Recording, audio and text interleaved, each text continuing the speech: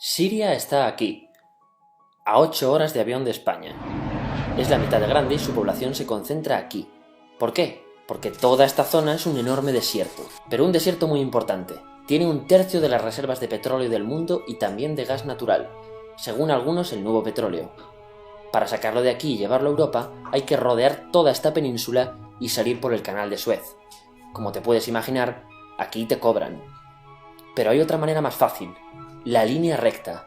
El que controle estas tuberías las puede abrir y cerrar, como un grifo. Si no pagas, no hay petróleo, ni gas. Esta región es la polla. La civilización en el planeta empieza en 3 sitios y este es uno de ellos. Mesopotamia, aquí. Sumer, que te sonará menos, pero es el puto inicio de todo. Aquí también. ¿Recuerdas la Torre de Babel de la Biblia? La hicieron estos tíos. Egipto, aquí. Siempre ha sido un punto de contacto entre Oriente y Occidente, dando a Asia salida al Mediterráneo. Quizá por eso aquí nacen las principales religiones monoteístas, el judaísmo, el cristianismo y el islam. El islam es el último que llega y de hecho acoge a las 2 anteriores. Adán, Noé, Moisés, Jesucristo son considerados profetas islámicos. Bueno, al grano. Como la zona es la hostia, todos han querido controlarla y siempre ha estado dentro de algún imperio. Persas, griegos, los romanos. El imperio romano termina partiéndose en 2, y finalmente solo sobrevive esto. Ahora es cuando la última religión monoteísta, el Islam, construye su propio imperio. ¿Te acuerdas de las cruzadas? Bueno, pues son los europeos cristianos intentando recuperar esta zona de la que estamos hablando. Los últimos en llegar son los turcos, que ojo, no vienen de Turquía, sino de a tomar por culo en Asia, junto con Gengis Khan. Lo conquistan todo y fundan el Imperio Otomano. El Imperio Otomano se queda ahí hasta la Primera Guerra Mundial, 600 años. Cuando acaba la Primera Guerra Mundial, aparecen pequeños países donde antes estaba el Imperio Otomano, y por primera vez vemos a Siria en un mapa. Hasta ahora la habíamos dibujado para no perdernos. ¿Y quién se inventa esos países? Lo que te voy a contar es alto secreto. Bueno, lo era en 1916. Este súper secreto se llama Acuerdo de Sykes-Picot. Los franceses y los ingleses no podían derrotar solos al Imperio Otomano. Solo podían si les apoyaba la gente que vivía dentro, en su mayoría árabes. ¿Cómo se los ganaron? Pues les prometieron la Gran Arabia, un país solo para ellos. El único problema es que era un timo. Antes de seguir, recuerda una cosa. Los árabes son un pueblo, pero no una religión. O sea, un árabe puede ser musulmán, puede ser cristiano, y antes del Islam parece que hubo tribus árabes con tradiciones judías. Bueno, pues a los árabes no les dieron ese único país que les habían prometido.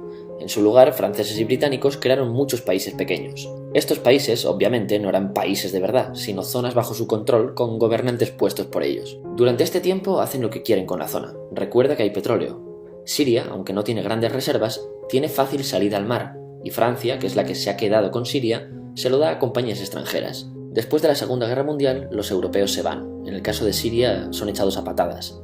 Pero antes de irse, crean otro estado, Israel.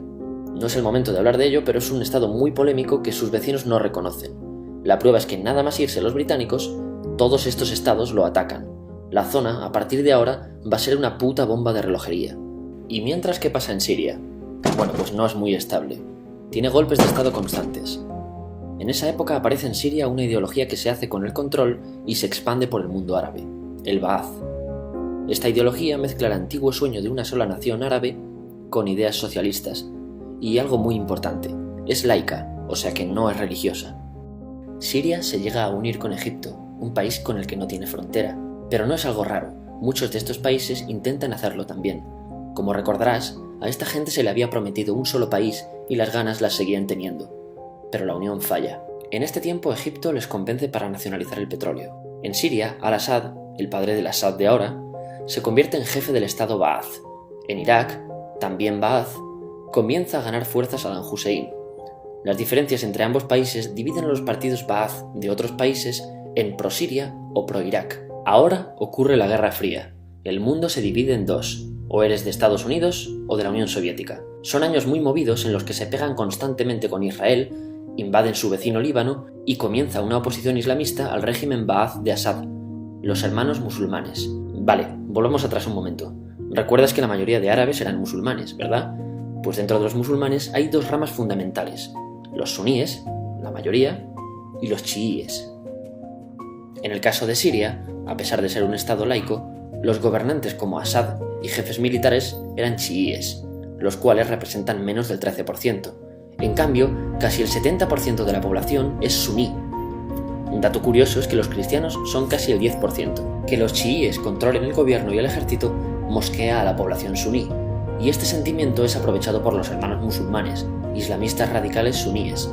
Estos toman las armas en la ciudad de Hama en contra del gobierno, y Assad acaba con la revuelta a costa de matar miles de civiles y encarcelar a mucha gente. En el año 2000, Assad padre muere y le sucede Assad hijo. Ante las presiones libera a muchos presos, trae internet y esperanzas de cambio. Hay un periodo de gran debate político y aparece la oposición. También vuelven los hermanos musulmanes. Los siguientes años son difíciles, arrestan a la oposición, y Bush incluye Siria en el eje del mal, y esto la aísla. Está mal visto negociar con Siria. Los kurdos, un pueblo que vive distribuido por varios países de la zona, empiezan a protestar también. Hay represión y muertos. En 2011, te sonará esto, ocurre la Primavera Árabe. ¿Qué es esto? Bueno, es una protesta que se va propagando por todos los países árabes pidiendo más democracia. Como ves, el mundo árabe, a pesar de estar dividido en países, tiene tendencias generales. Cuando llega a Siria, Assad hijo termina usando el ejército y en los enfrentamientos mueren unas 1000 personas. Los enfrentamientos irán escalando hasta que se conviertan en guerra civil. No hay un momento exacto de inicio. Lo importante es que hoy en día hay numerosas facciones en juego. Vamos a verlas. Pero primero piensa en que todo está dividido entre chiíes, la minoría, y suníes, la mayoría. Chiíes y además laicos, o sea, no religiosos, son el gobierno de Al-Assad. Controla todo esto, que si recuerdas son básicamente las zonas chiíes del país.